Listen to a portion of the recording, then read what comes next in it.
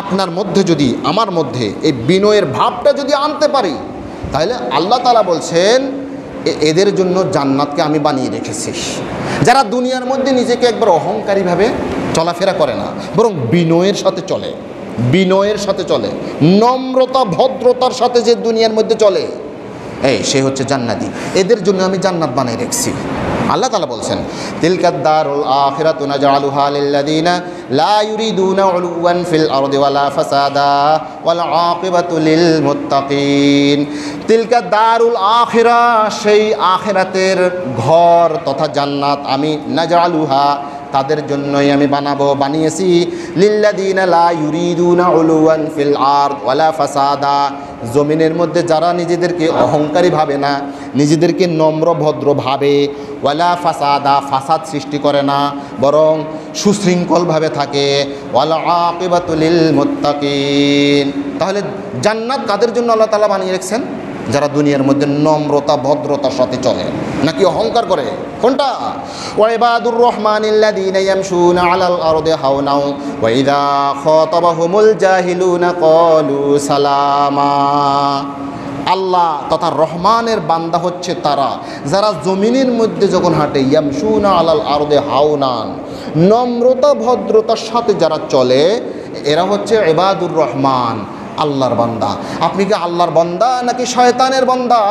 এটা প্রমাণ হবে আপনি জমিনের মধ্যে আপনার হাঁটা চলা, এটা কি নম্রতা ভদ্রতার সাথে নাকি অহংকারী হয় আপনি চলাচল করতেছেন, এটার উপর ভিত্তি করে আপনি কি আল্লাহর বান্দা নাকি শয়তানের বান্দা, এটা প্রমাণ হবে। আজকে আমি আপনাদের খেদমতে যে বিষয় নিয়ে আলোচনা করব, সেই বিষয়টি হচ্ছে নম্রতা ভদ্রতা এবং বিনয় প্রসঙ্গে উল্লেখিত শিরোনামে কয়েকটি কোরআনুল কারীমের আয়াত এবং কয়েকটি হাদিস আপনাদের খেদমতে উপস্থাপন করেই আমার আলোচনা ইনশাল্লাহ ইতি টানব বলে আশা ব্যক্ত করছি। আল্লাহ তাআলা আমাদেরকে অল্প সময়ের মধ্যে গুরুত্বপূর্ণ কিছু কথা বলার তৌফিক দান করুন, আমরা বলি আমিন। সম্মানিত আমার দিনী ভাইরা, আপনারা কেমন আছেন? আলহামদুলিল্লাহ ভালো আছি। কে কে ভালো নাই? সবাই ভালো আছি? সবাই ভালো আছি। হযরত আলী রাদিয়াল্লাহু তাআলা আনহু, উনি যখন একজন ব্যক্তিকে জিজ্ঞাসা করলেন, ভাই ভালো আছেন? তো ওই ব্যক্তি বলল যে হ্যাঁ আলহামদুলিল্লাহ ভালো আছি। হযরত আলী রাদিয়াল্লাহু তাআলা আনহু তখন একটা কবিতা বললেন, লাইসাল বালিয়াতু ফি আইয়ামিনা আজাবা বালিস সালামাতু ফিহা আজাবুল আজাবি। কি ব্যাপার, আপনি ভালো আছেন? ভালো তো থাকার কথা নয়। আপনি বলবেন যে আমি বিভিন্ন ধরনের সমস্যায় জর্জরিত, এটা ছিল স্বাভাবিক। আপনি ভালো কিভাবে থাকলেন? ভালো থাকা তো খুব অস্বাভাবিক, এটা তো মেনে নেওয়া যায় না। কি বলছেন? হযরত আলী রাদিয়াল্লাহু তাআলা বলছেন, তিনি বলছেন লাইসাল বালিয়াতু ফি আইয়ামিনা আজাবা বালিস সালামাতু ফিহা আজাবুল আজাবি। বর্তমানের এই ফিতনার যুগের মধ্যে আপনি ভালো আছেন, এটা শুনলে আশ্চর্য মনে হয়। আলী রাদিয়াল্লাহু আনহু বলছেন, আরও কয়েকটা কথা তিনি বলেছেন, লাইসাল জামালু বিআসওয়াবিন তুযায়্যিনুহা ইন্নাল জামালা জামালুল ইলমি ওয়াল আদাবি। তিনি বলছেন, ভাই তুমি যে এত সুন্দর পোশাক পরেছ, জামা পরেছ, কুর্তা পরেছ, এটা সৌন্দর্য নয়। এই সুন্দর পোশাক পরেছ এটা আসলে সৌন্দর্য নয়, বরং ইন্নাল জামালা জামালুল ইলমি ওয়াল আদাবি। আমি সুন্দর বলবো সেটাকে যদি তোমার মধ্যে ইলম থাকে, তোমার মধ্যে যদি আদব থাকে, শিষ্টাচার থাকে, বিনয় থাকে, নম্রতা থাকে, ভদ্রতা থাকে, তোমাকে বলবো তুমি সুন্দর। তুমি যে সুন্দর পোশাক পরেছো তোমাকে আমি সুন্দর বলতে নারাজ। তিনি আরো বলছেন, লাইসাল ইয়াতীমুল্লাযী ক্বাদ মাতা ওয়ালিদুহু ইন্নাল ইয়াতীমা ইয়াতীমুল ইলমি ওয়াল হাসাবি। আমরা এতিম কাকে বলি? এতিম বলি যার আব্বা নাই, আব্বা মারা গেছে, না মা মারা গেছে, আব্বাও মারা গেছে, মাও মারা গেছে, আমরা সেটাকে বলি সেঁইয়া। নাকি? যদি ছোট অবস্থায় মারা যায় বলি যে আহারে একবারে সেঁইয়া হলা, মাও হারা বাপও হারা। কিন্তু সাধারণত বাবা হারাইছেন, বাবা মৃত্যুবরণ করেছে, আমরা বলি এতিম।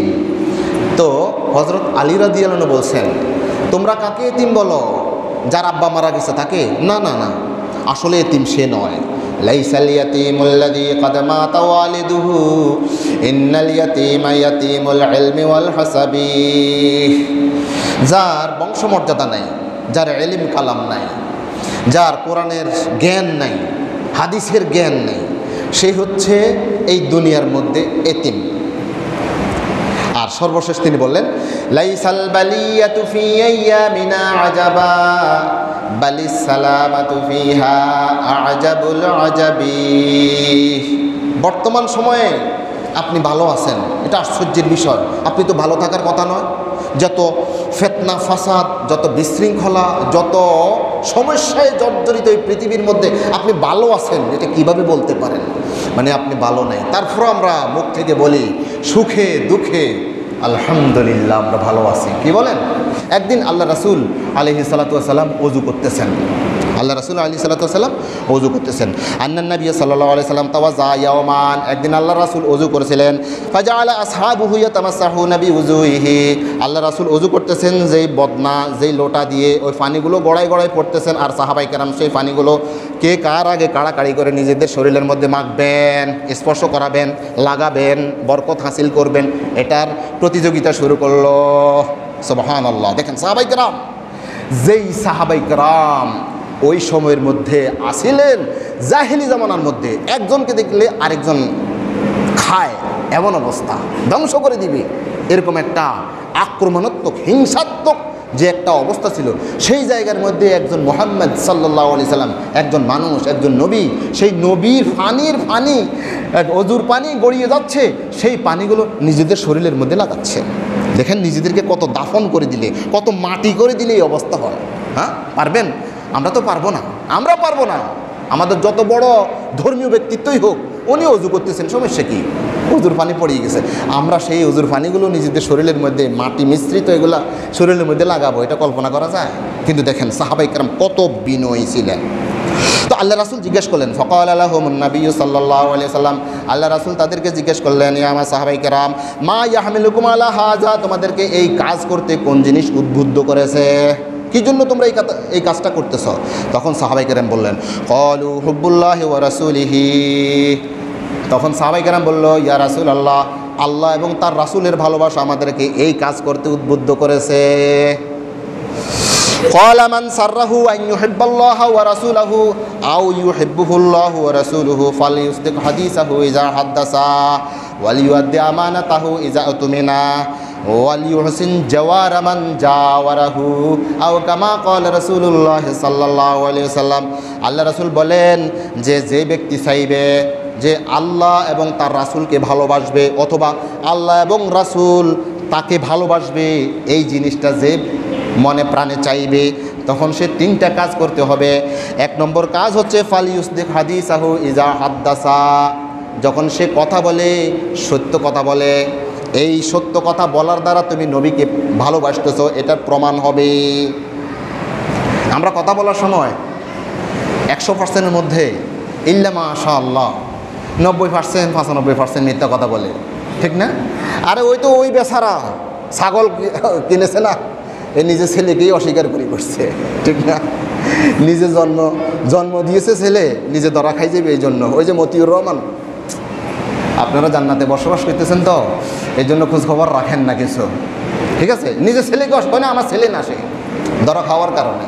যাক, তাহলে মিথ্যা কথা আমরা যদি একটা দিনের মধ্যে 100টা কথা বলি, এটার ভিতরে 90টা বা 95টা মিথ্যা কথা বলি, ইল্লা মাশাআল্লাহ, আল্লাহ যাকে হেফাজত করছে এটা ছাড়া। ফালিউসদিক হাদিসাহু ইজা হাদ্দাসা, একজন ব্যক্তি কথা বলার সময় সত্য কথা বলবে, এটা আল্লাহ রাসূলকে ভালোবাসার নামান্তর। ওয়ালিউআদ্দি আমানাতাহু ইজা তুমিনা, তার নিকট যদি কোনো আমানত থাকে যেন সে আমানতকে আমানতদারের কাছে রেখে দেয়। আমানত যিনি রেখেছেন তার নিকট যেন এটা ফিরিয়ে দেয়। আমানত আমার কাছে আছে, আপনি আমার কাছে আমানত রেখেছেন, এটা যেন ফিরিয়ে দেয়। ঠিক আছে, তাহলে এটা দ্বারা হবে কি রাসূলকে ভালোবাসেন, এটা বোঝা যাবে। ওয়াল ইউহসিন জাওয়ারামান জাওয়ারাহু, আর প্রতিবেশীর সাথে যেন সৎ ব্যবহার করে, নম্র ভদ্র আচরণ করে, তাহলে আল্লাহ রাসূলকে ভালোবাসার নামান্তর হবে। সাহাবাই কেরাম নিজেদেরকে কত ছোট করেছেন আপনি কল্পনা করেন। তাহলে বিনয়, এই বিনয় যদি আপনি হতে পারেন, আপনার মধ্যে যদি আমার মধ্যে এই বিনয়ের ভাবটা যদি আনতে পারি, তাহলে আল্লাহ তাআলা বলছেন এদের জন্য জান্নাতকে আমি বানিয়ে রেখেছি। যারা দুনিয়ার মধ্যে নিজেকে একবার অহংকারীভাবে চলাফেরা করে না, বরং বিনয়ের সাথে চলে, বিনয়ের সাথে চলে, নম্রতা ভদ্রতার সাথে যে দুনিয়ার মধ্যে চলে, সে হচ্ছে জান্নাতি।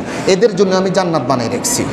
আল্লাহ তাআলা বলছেন তিলকাদ দারুল আখিরাতু নাজআলুহা লিল্লাযিনা লা ইউরিদুনা উলুওয়ান ফিল আরদি ওয়ালা ফাসাদা ওয়াল আকিবাতু লিল মুত্তাকিন। তিলকাদ দারুল আখিরা, সেই আখিরাতের ঘর তথা জান্নাত আমি নাজআলুহা, তাদের জন্যই আমি বানিয়েছি, লিল্লাযিনা লা ইউরিদুনা উলুওয়ান ফিল আরদ ওয়ালা ফাসাদা, জমিনের মধ্যে যারা নিজেদেরকে অহংকারী ভাবে না, নিজেদেরকে নম্র ভদ্র ভাবে, ওয়ালা ফাসাদা, ফাসাদ সৃষ্টি করে না, বরং সুশৃঙ্খলভাবে থাকে, ওয়াল আকিবাতু লিল মুত্তাকিন। তাহলে জান্নাত কাদের জন্য আল্লাহ তাআলা বানিয়ে রেখেছেন? যারা দুনিয়ার মধ্যে নম্রতা ভদ্রতার সাথে চলে, নাকি অহংকার করে? কোনটা? ওয়া ইবাদুর রহমানিল্লাযীনা ইয়ামশুনা আলাল আরদি হাওনা ওয়া ইযা খাতাবাহুমুল জাহিলুনা ক্বালু সালামা। আল্লাহ তথা রহমানের বান্দা হচ্ছে তারা যারা জমিনের মধ্যে যখন হাঁটে, ইয়ামশুনা আলাল আরদি হাওনান, নম্রতা ভদ্রতার সাথে যারা চলে, এরা হচ্ছে ইবাদুর রহমান, আল্লাহর বান্দা। আপনি কি আল্লাহর বান্দা নাকি শয়তানের বান্দা? এটা প্রমাণ হবে আপনি জমিনের মধ্যে আপনার হাঁটা চলা, এটা কি নম্রতা ভদ্রতার সাথে নাকি অহংকারী হয় আপনি চলাচল করতেছেন, এটার উপর ভিত্তি করে আপনি কি আল্লাহর বান্দা নাকি শয়তানের বান্দা, এটা প্রমাণ হবে। আল্লাহ রাসূল আলাইহিস সালাতু ওয়াস সালাম বলছেন মান তাওয়াযা লিল্লাহি রাফাআহুল্লাহ। এই দুনিয়ার মধ্যে যে আল্লাহর জন্য একমাত্র বিনয় নম্রতা কি করে, বিনয় নম্রতা অবলম্বন করে, মান তাওয়াযা রাফাআহুল্লাহ, আল্লাহ তাআলা তাকে উঠাই দেন। যে নিজেকে ছোট মনে করে আল্লাহ তাকে উঠাই দেন, আর যে নিজেকে বড় মনে করে আল্লাহ তারে নিচে নামাই দেন। হযরত আদম আলাইহিস সালাতু ওয়াস সালাম এই বিনয় হওয়ার কারণেই তিনি আল্লাহর প্রিয় হয়েছেন, আর শয়তান আল্লাহ রাব্বুল আলামিনের রহমত থেকে মাহরুম হয়ে গেছে নিজেকে অহংকারী করার কারণে। রন্দাসদ ইবলিসে আজ মুস্তাকবিরি গশতে মাকবাল আদম আজ মুস্তাগফিরি। রন্দাসদ ইবলিসে আজ মুস্তাকবিরি গশতে মাকবাল আদম আজ মুস্তাগফিরি। আদম আলাইহিস সালাম আল্লাহর প্রিয় পাত্র হয়ে গেছেন নিজেকে বিনয়ী করার কারণে, আর শয়তান মালাউন হয়েছে নিজেকে অহংবোধ করার কারণে, অহংকারী করার কারণে। তাকাব্বুর আজাজিল রাখার কর বজেন্দান লানত গ্রেফতার কর। এই তাকাব্বুরির কারণে, অহংকারী করার কারণে, অহংকার করার কারণে শয়তান আজাজিল হয়ে গেছে। গফতে বিলিসে আনা খায়রু বদাস্ত ওয়ে মারাজাদার নফসে হার মাখলুকে হাস। একজন কবি বলছেন যে আমরা যারা মানুষরা রয়েছে আমাদের প্রত্যেকের অন্তরের মধ্যেই এমন একটা ভাব আছে যে আমার তার সাথে আমি ভালো, এর সাথে আমি ভালো, কিন্তু ইসলামী শরীয়ত বলে তুমি এটা মনে করবা তুমি সবচাইতে নিকৃষ্ট, তুমি সবচাইতে নিকৃষ্ট। আমি একজন ইমাম সাহেব, ভাবতে হবে আমি এখানে আলোচনা করলে হবে না, আমার চাইতে অনেক উন্নত মানের মানুষরা এখানে মাটিতে বসে আছে, ওখানে নিচে বসে আছে। আমি যদি মনে করি এদের চাইতে আমি শ্রেষ্ঠ, এই জন্য আমি এখানে বসেছি, তাহলে আমার জন্য দুর্ভোগ, আমার দুর্ভাগ্য। হ্যাঁ, প্রত্যেকে এমনটি ভাবতে হবে আমার চাইতে উনি ভালো, উনি বলবেন যে আমার চাইতে ইনি ভালো, উনির চাইতে ভালো।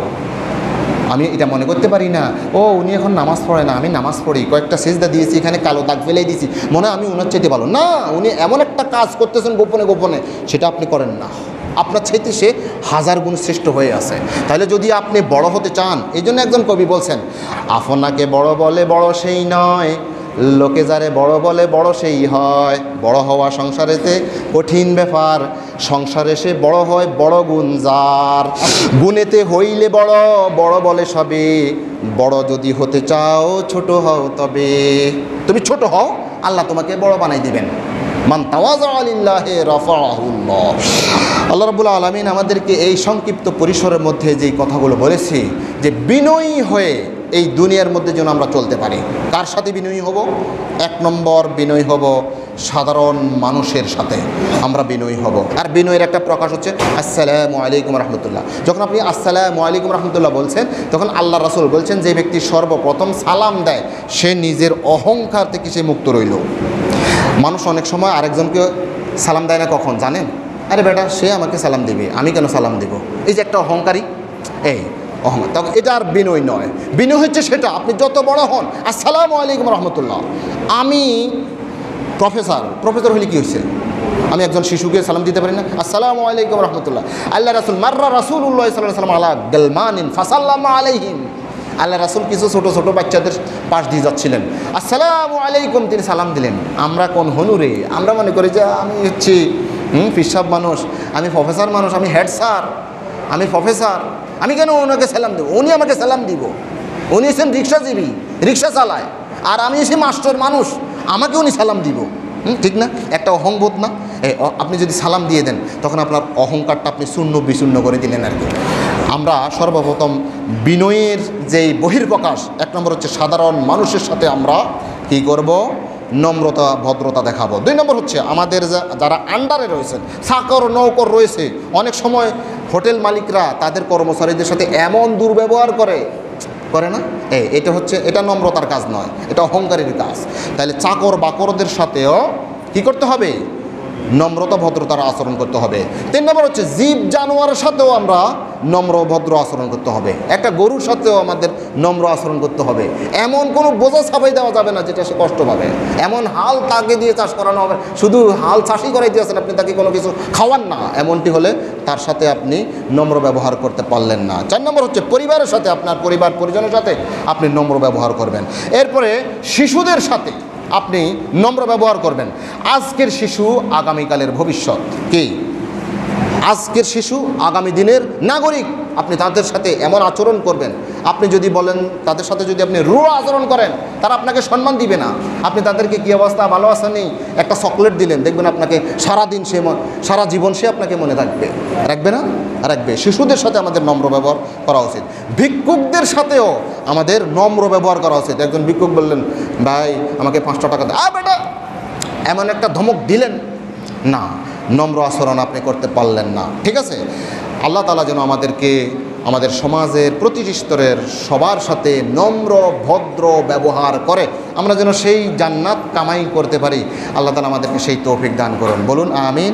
আসসালামু আলাইকুম ওয়া রাহমাতুল্লাহি ওয়া বারাকাতুহু।